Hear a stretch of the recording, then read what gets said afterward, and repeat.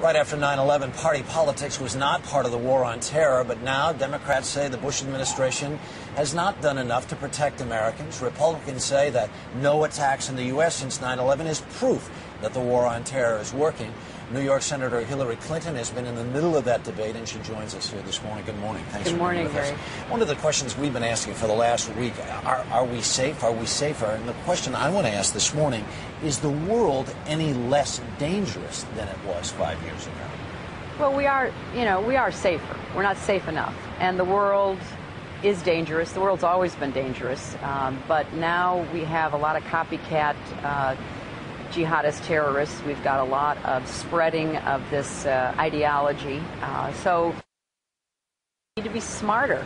We have to have a very strong but effective response.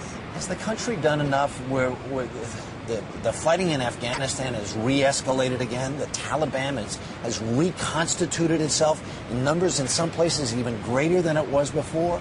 How can it be 5 years later we're still fighting that battle? Well, we took our eye off the ball. I mean, we diverted resources and attention to Iraq, and we didn't finish the job.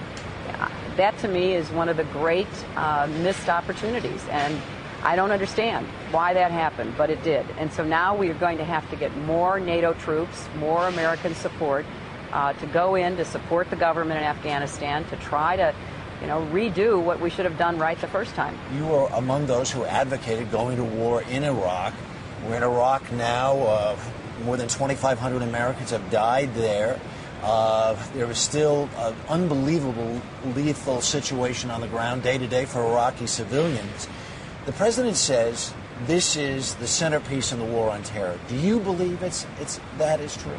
Well, I did not advocate that. I voted to give the president authority to have the United States Congress behind him when he went to the UN to put inspectors back in to figure out what Saddam Hussein had. That would not have been the choice, in my opinion, that we should have pursued at that time. But, I thought it was reasonable to give him that authority. Nevertheless, it is a big problem now. It is a source of terrorists and getting better tactics, learning how to be suicide bombers, learning how to do the IEDs. There were no terrorists before. It's full of terrorists now.